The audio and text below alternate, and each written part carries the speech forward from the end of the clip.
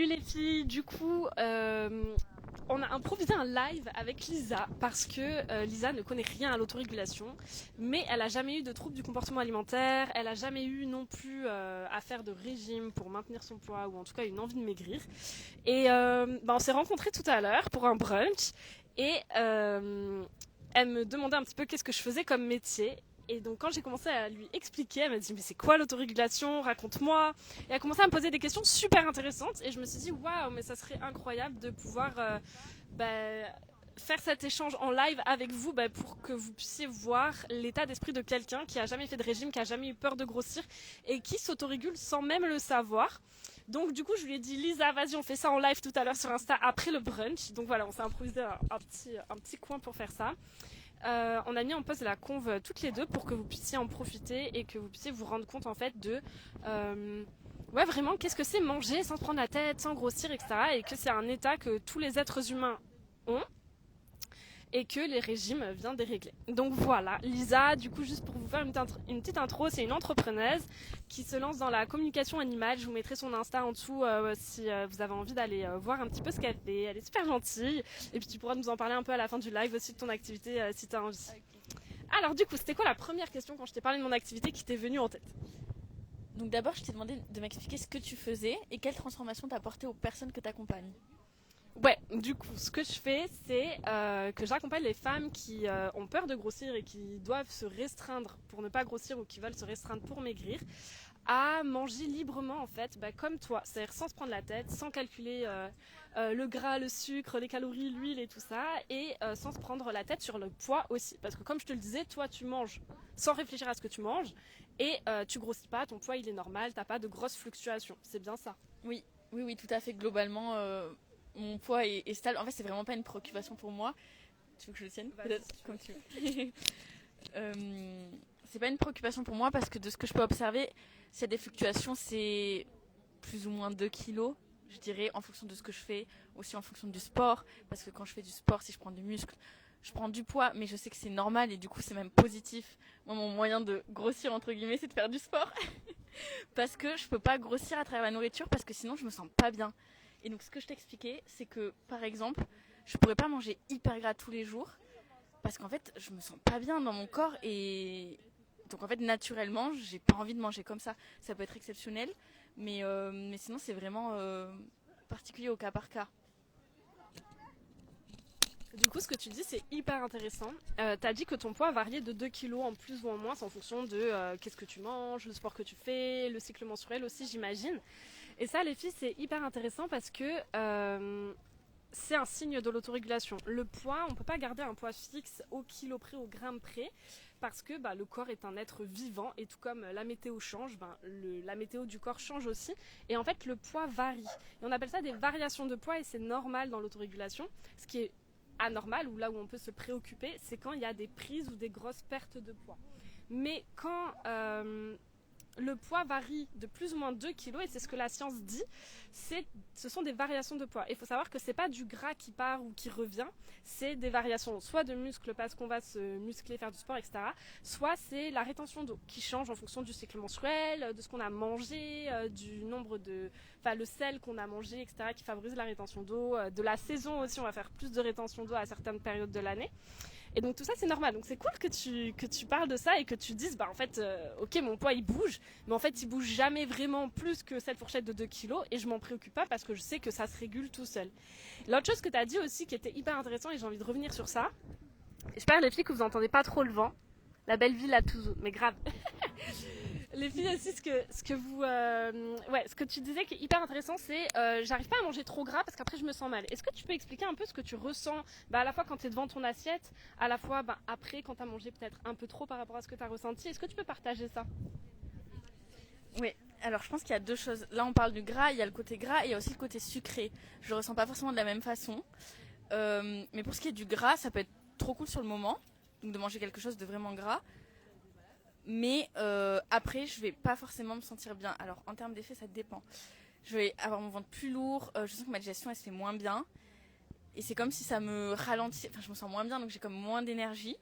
Donc, si c'est un repas où j'ai fait un excès, je me dis c'est pas grave. Mais encore une fois, un excès, je le calcule pas. C'est ce que je ressens dans mon corps. Mais par exemple, si je vais manger chez quelqu'un régulièrement et que cette personne mange plus gras que moi, je me fais moi-même la réflexion, ah mais en fait je mange pas si gras que ça parce que je supporte pas bien sinon.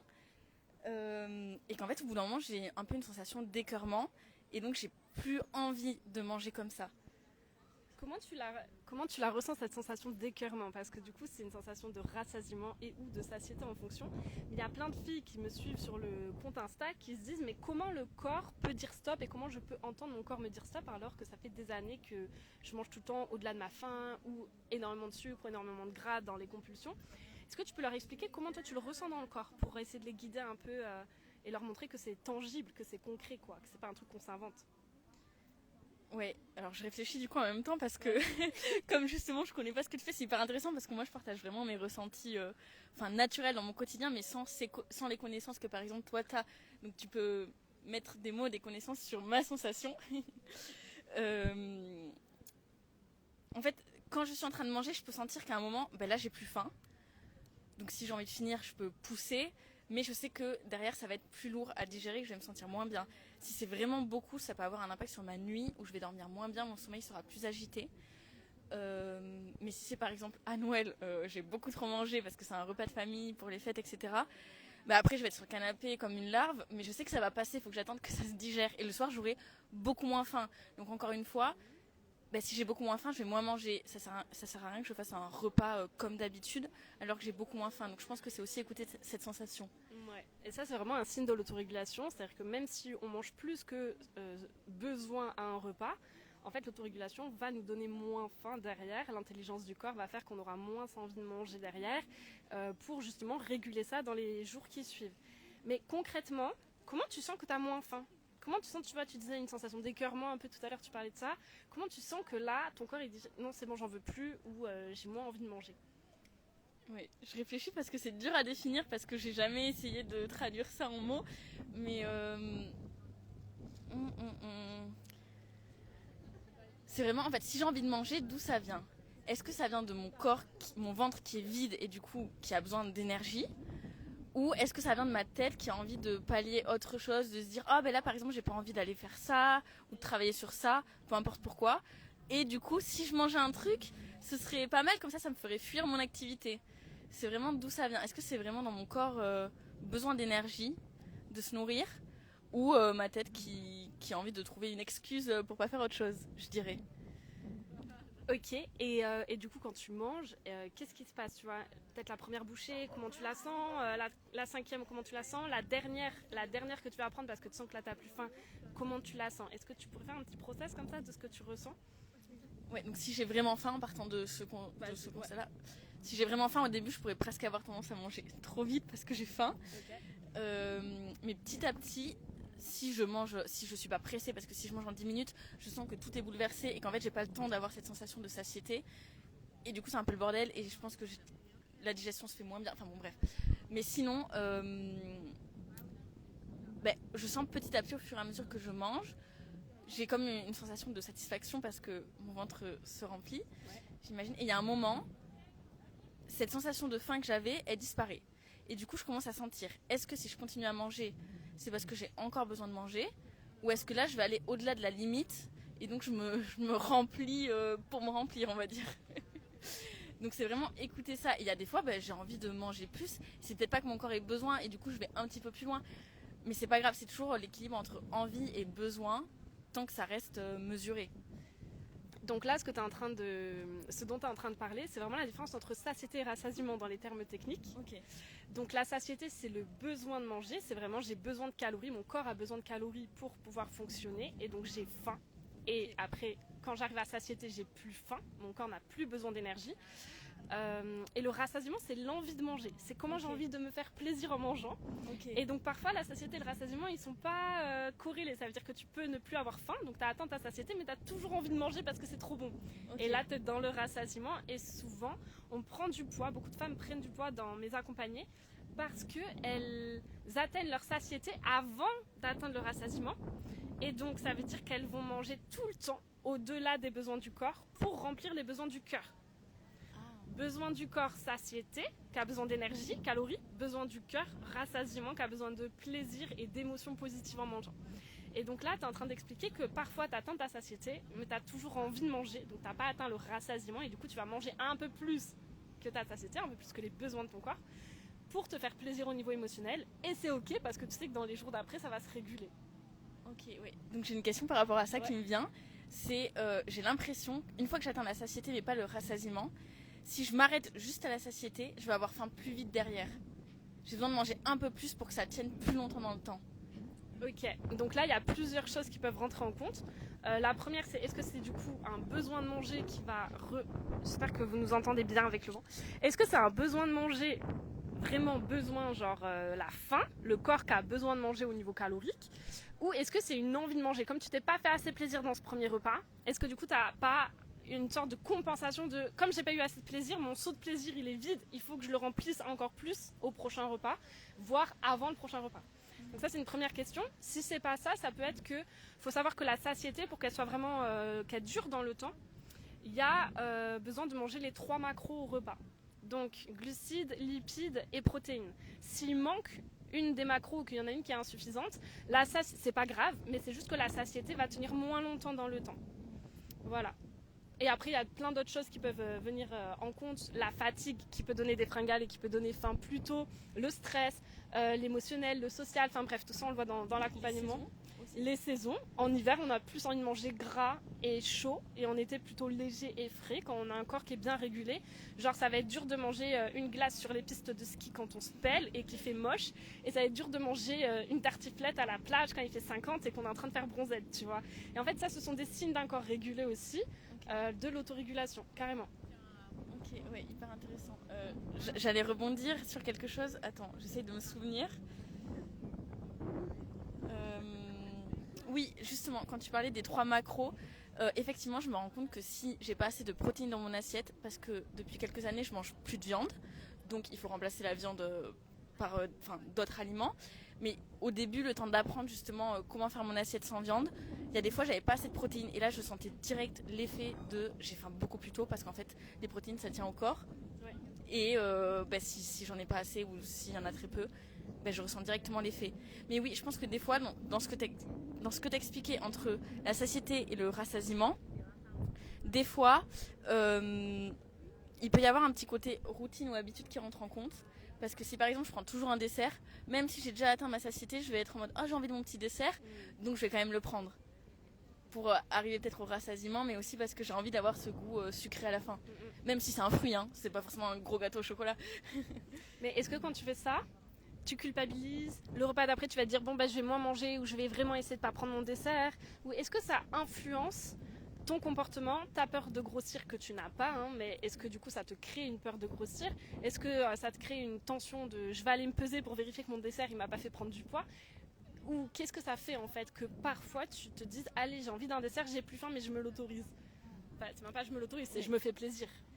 Ouais, ça fait rien du tout j'ai envie de dire, parce que si justement j'ai pas le temps et je peux pas prendre de dessert par exemple mais que j'ai assez mangé, c'est pas grave, là j'ai pas le temps, ou j'ai pas envie, ça peut arriver. Mais comme j'ai quand même l'habitude de manger un fruit en dessert notamment, du coup si j'en ai envie, je vais le prendre et ça change rien, j'ai envie de dire, à ce qui va se passer ou pas. Et si une fois je prends par exemple une part de gâteau, si elle passe très bien, super. Et si elle passe pas bien, si je me sens pas bien derrière, ou si ça me crée un pic de glycémie et donc de la fatigue derrière, je vais être en mode j'ai pas envie de recommencer en fait, donc la prochaine fois je vais pas le faire, ou si je le fais ça va être en conscience en me disant bon là j'ai vraiment envie de me faire ce plaisir, je sais que ça peut m'amener un petit coup de barre derrière, du coup c'est pas grave parce que là je vais en profiter, mais du coup j'ai pas envie de répéter ça tous les jours parce que si je me sens pas bien derrière ça me donne pas envie. Mais tu vois, quand je t'écoute, je trouve ça hyper intéressant parce que les accompagnés que j'ai et les filles sur mon compte Insta, la préoccupation c'est après si j'ai mangé un dessert alors que j'avais plus faim, c'est je vais grossir, il faut que je culpabilise, j'ai peur de grossir, qu'est-ce que je mange la prochaine fois pour compenser ça en termes de calories, en termes de macros, etc. Alors que toi t'as pas du tout ces pensées là et ce discours là et cette histoire là qui arrive. Toi le discours que t'as c'est là j'ai fait un peu du mal à mon corps dans le sens que je me suis sentie moins bien après. Est-ce que la prochaine fois j'aurais envie de recommencer à me faire plaisir pour me sentir moins bien, ou est-ce que j'ajuste des trucs pour me faire plaisir et me sentir bien? Et c'est vraiment comme je veux me sentir bien dans mes sensations et du coup je crée mes repas autour de ça et non pas je veux maigrir ou j'ai peur de grossir et du coup je crée mes repas pour contrôler mon alimentation, pour contrôler mon poids. C'est complètement différent, c'est complètement lunaire et c'est là qu'on montre que tu es pleinement régulé, que tu utilises vraiment l'intelligence de ton corps parce que tu te fies 100% à ses sensations à lui, ce qui va te donner comme sensation, alors que quand on fait des régimes, des restrictions, rééquilibrage alimentaire, reverse diète, relance métabolique ou que sais-je, les TCA, on n'est pas du tout connecté aux sensations du corps de je vais pas recommencer parce que ça m'a mis mal, mais on est dans je vais pas recommencer parce que sinon je vais grossir. Je vais pas recommencer parce que sinon je me contrôle pas. Je vais pas recommencer parce que sinon ça va être des calories qu'il faut compenser derrière. Donc c'est trop bien, c'est hyper intéressant que tu nous partages ça. Oui, j'imagine. Alors que dans le cas d'un régime, on se dit faut pas que je mange ça là, sinon je vais grossir. En fait, peut-être que le corps il serait ok à ce moment-là avec ça, et d'autres moments où on va le manger en se disant c'est ok, et peut-être que le corps il en avait pas besoin. Enfin, j'imagine que oui, si c'est déréglé, ça crée un peu des déséquilibres dans ce sens-là. Et ça me fait penser par exemple à l'histoire du goûter. Idéalement, j'ai l'impression que si je goûte pas, c'est mieux. En fait, ça me crée souvent mon goûter il est sucré, donc ça me crée à nouveau un pic de glycémie. Après, ça me donne une faim plus rapide. Donc, si j'en ai pas besoin, goûter, j'ai l'impression que c'est pas forcément super pour mon corps. Donc, en général, je vais essayer de assez manger le midi et de pas avoir besoin de goûter. Et quand j'ai faim le soir, si c'est une heure qui colle bien avec l'heure du repas du soir, manger le soir. Mais en ce moment, j'ai envie de goûter. Donc après, d'où ça vient? Est-ce que c'est parce que je mange pas assez le midi où mon assiette n'est pas assez équilibrée? Ou alors est-ce que c'est juste qu'en ce moment j'ai besoin de manger plus? Mais du coup je goûte et je me dis en théorie c'est pas super, mais je le vis bien derrière en fait. J'ai pas ce pic de glycémie dont je parle, donc c'est ok. En ce moment je goûte parce que j'ai envie de goûter et c'est pas grave. Et jamais je me pose la question de mon poids. Donc c'est vraiment tes envies, tes besoins. Donc envie, j'ai envie de goûter, j'ai envie de prendre du plaisir avec le goûter, avec des trucs sucrés que je kiffe. Le besoin d'habitude j'ai pas besoin, du coup je goûte pas. Là je sens que j'ai besoin de manger à ce moment-là de la journée, du coup je mange. Je vais pas culpabiliser. C'est pas parce que je rajoute un repas que j'avais pas avant que du coup ça me crée une peur de grossir. Ton poids il bouge pas, mais du coup en fait ça s'autorégule et ça s'harmonise avec le reste de tes repas tout simplement.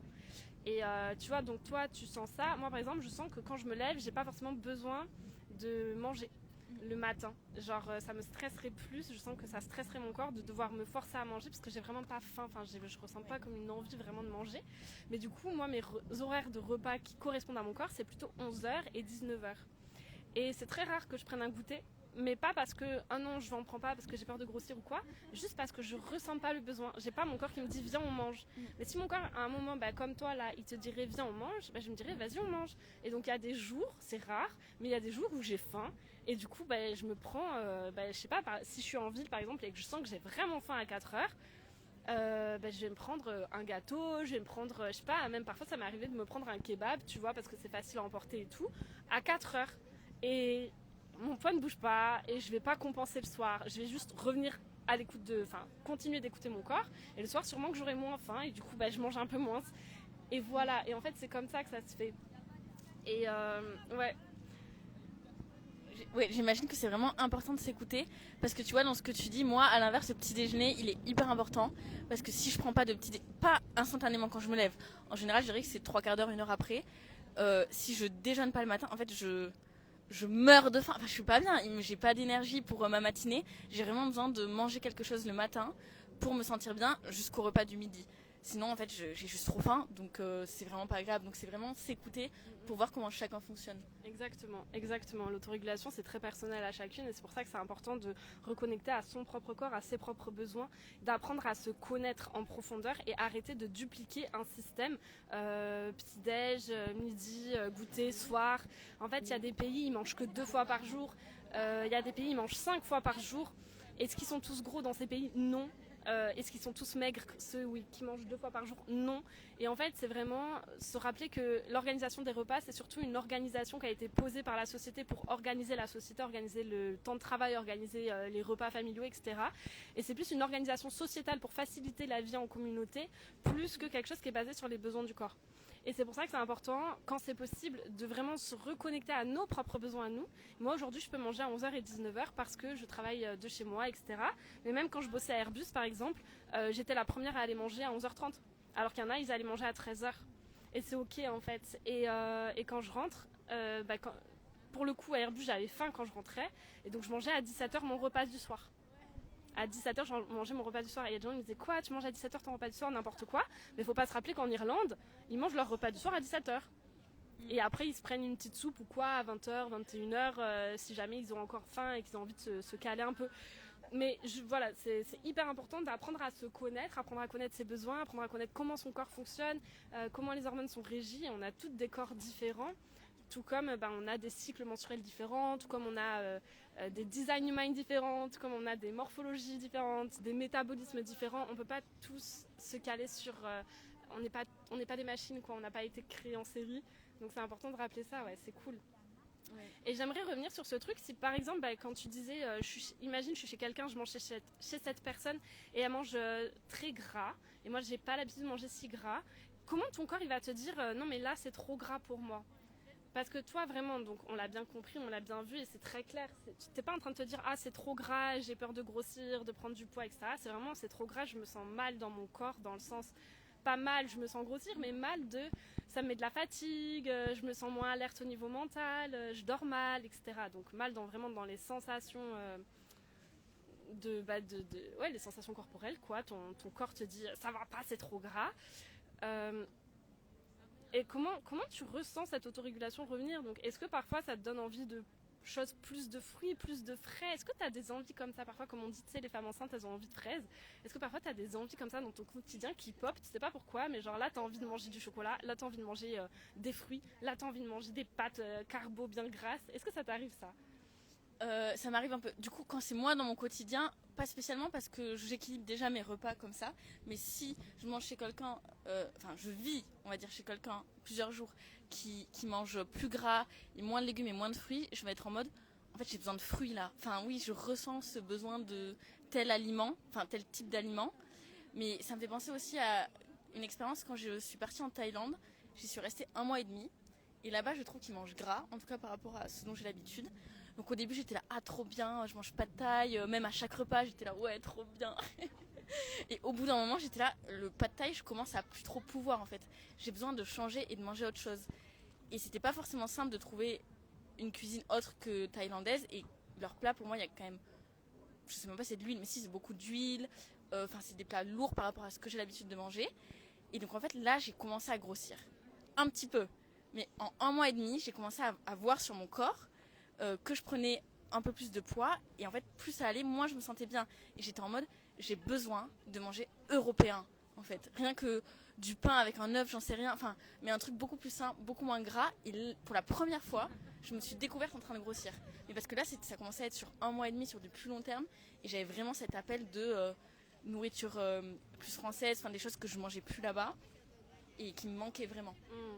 Et tu dis, je me sentais mal dans mon corps. Est-ce que c'est la prise de poids qui a fait que tu te sentais mal en mode, ah, j'aime pas ce gras qu'apparaît? Ou est-ce que c'était à l'intérieur, dans tes sensations, dans ton ventre qui pesait, je sais pas, c'était où en fait que tu te sentais mal dans ton corps? C'était vraiment en moi, parce qu'effectivement, physiquement, j'étais un peu en mode, ah bah c'est une nouvelle expérience. Pour une fois, je grossis, et en mode, ah bah c'est sympa aussi d'avoir plus de forme. Enfin, au contraire, je le vivais positivement, on va dire.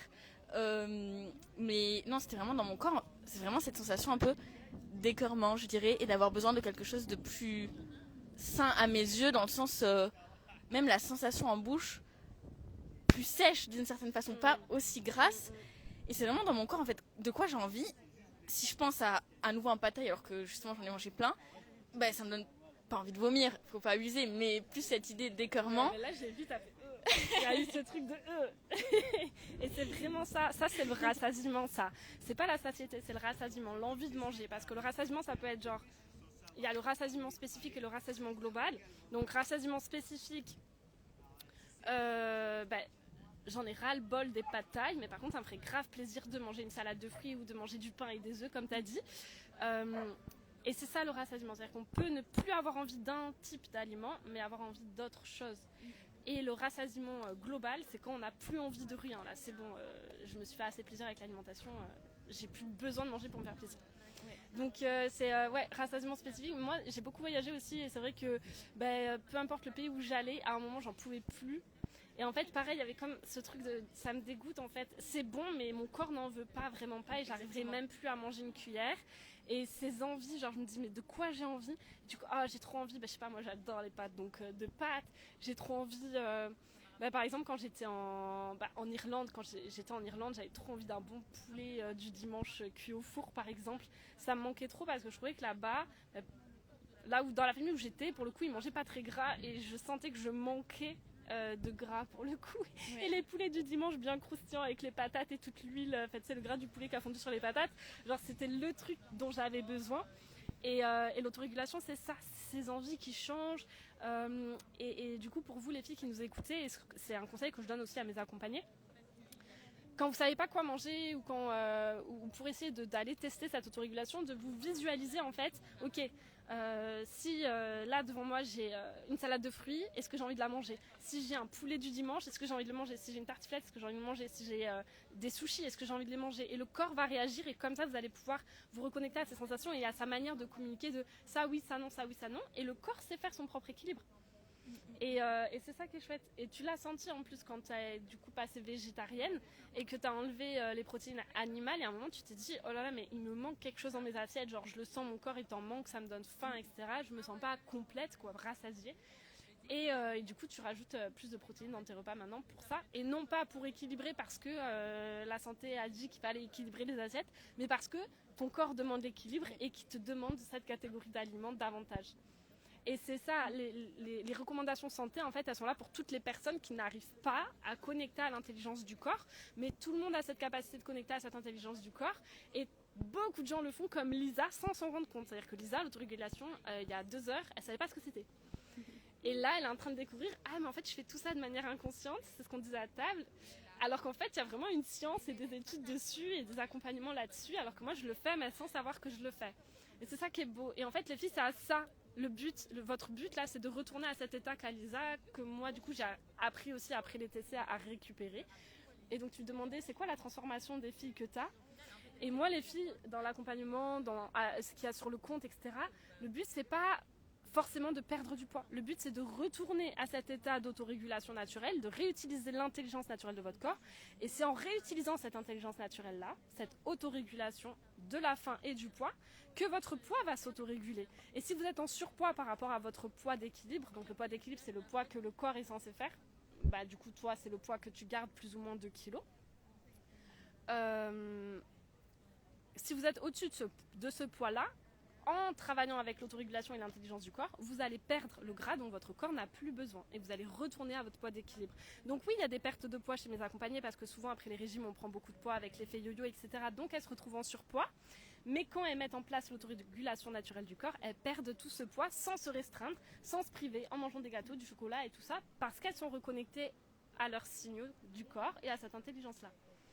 Et puis pour toutes celles qui sont à leur poids d'équilibre, ça vous permet de manger sans grossir, comme Lisa, comme moi aujourd'hui. C'est ça la magie.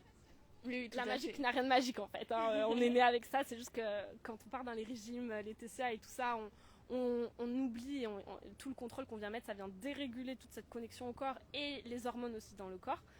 Mais c'est ça le but à récupérer, c'est revenir à cet état-là de je mange sans me prendre la tête, sans prendre de poids. Oui, tout à fait. Et j'imagine que ça dépend aussi peut-être de ce qu'on a connu dans notre famille, comment manger au départ. Peut-être que des fois il y a des choses à réapprendre aussi à ce niveau-là pour justement trouver son propre équilibre. Mais oui, tout à fait. Je me reconnais exactement dans ce que tu dis aussi. À l'inverse, j'ai vécu 2 semaines chez des personnes qui mangeaient vegan et donc très peu gras, etc. Et en fait, j'avais faim, j'avais besoin de manger beaucoup plus en quantité pour combler mes besoins. Et là, c'était l'inverse de la Thaïlande où c'était trop gras. J'avais vraiment besoin de manger plus. Je sentais qu'il me manquait en fait. Même en termes d'énergie, où j'avais beaucoup plus vite faim, etc. J'étais même pas à satiété à la fin des repas des fois. Et ça m'était arrivé aussi à un Noël chez mes grands-parents qui font hyper dans le contrôle de leur alimentation, faut manger très sain et tout. Mais moi, je finissais affamée à la fin des repas. Il y avait aucune graisse de nulle part, rien du tout. Genre vraiment, ils cuisinaient sans graisse et tout. Je suis rentrée chez moi, mais je pense pendant 3 jours, j'ai surmangé, mais parce que mon corps avait besoin de ça. Et j'ai pas paniqué dans le fait de surmanger parce que je savais que en fait mon corps avait besoin de tout ce gras qu'il a pas eu pendant une semaine. Et puis après ça s'est juste régulé et j'ai pas culpabilisé, j'ai pas eu peur de grossir parce qu'en fait je sais que c'est l'autorégulation qui est en route et qui fait que l'autorégulation ne fait que compenser ce manque de gras et d'énergie que j'ai eu, que je n'ai pas eu, pendant ces vacances chez mes grands-parents. Donc on le sent dans les deux sens, on sent qu'on manque et on le sent quand il y en a trop. Quand il y en a trop, on va avoir ce dégoût là, ce Et quand il n'y en a pas assez, on va avoir comme cette fringale qui arrive, j'ai faim, j'ai vraiment besoin de gras et de genre... Ouais. Et c'est la peur qui dérègle la sensation, je pense, parce que la sensation elle est toujours juste. Et dès qu'on se dit ah mais si je mange ça, je vais prendre du poids, mais là en fait on n'écoute plus notre sensation, on la remet en question et c'est là où on peut peut-être se tromper ou ne plus savoir. C'est vraiment, j'imagine, lâcher prise, se foutre la paix entre guillemets et juste essayer d'écouter son corps pour voir ce qui se passe. Et c'est pas grave, peu importe ce qui se passe derrière, pour voir ce qu'il en est vraiment. Est-ce que ça a du sens ce que je dis par rapport à... Ça a carrément du sens parce qu'en fait, ce qui dérègle cette écoute du corps, c'est la peur de grossir. Non, si je mange mon gâteau au chocolat là alors que j'ai plus faim, je vais grossir, je vais prendre du poids. Alors que non, tu le manges et en fait, ton corps, tant que tu écoutes ton corps 75% du temps, c'est ce que je dis à mes accompagnés, l'autorégulation se met en marche. 75%, ça veut dire que sur 4 repas, s'il y en a un où tu n'écoutes pas tes sensations, que tu manges moins ou que tu manges au-delà des besoins, tant que les 3 autres t'écoutent tes sensations, l'autorégulation fait son taf. Donc c'est pas un gâteau, c'est pas un repas, c'est pas une période de Noël, parce que du coup c'est pareil.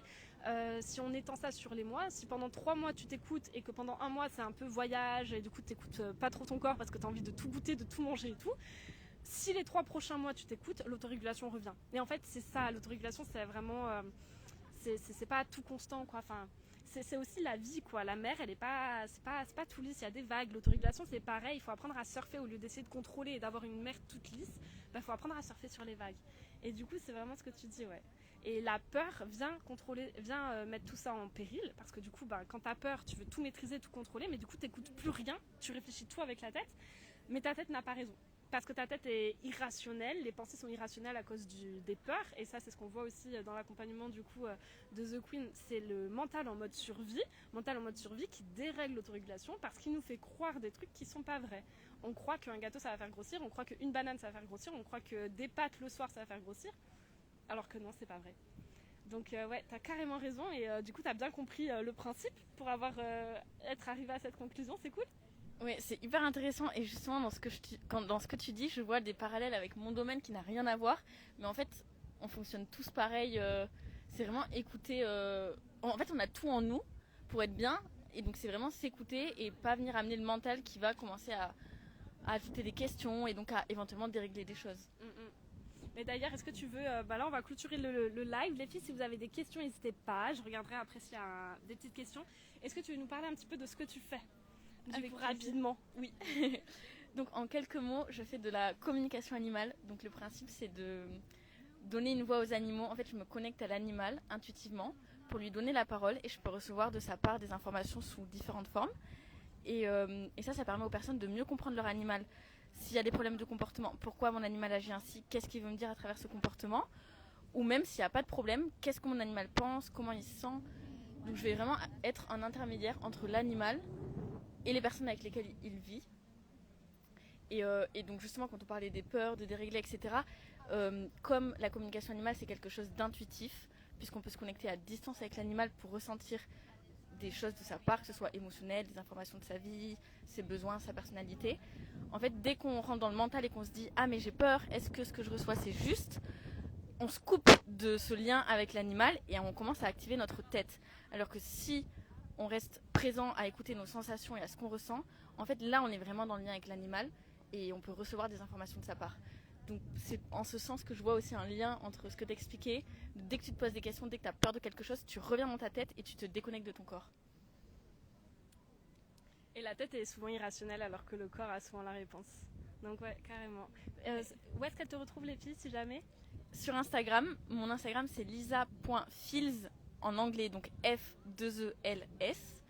Et si vous êtes curieuse d'en savoir plus sur cette pratique, que vous ayez des animaux ou non, ce sera avec plaisir pour en discuter avec vous. Merci Lisa pour ce temps que tu nous as accordé à nous, aux filles et tout. Ça va, je suis sûre que ça va grave les aider à mieux comprendre ce que c'est une mangeuse régulée en fait, une mangeuse qui s'autorégule, qui se prend pas la tête, et vraiment ce truc de manger librement sans peur de grossir. Donc merci d'avoir partagé ça. Avec plaisir, merci à toi de m'avoir accueilli sur ce live. Avec plaisir. Salut les filles. T'as regardé les questions?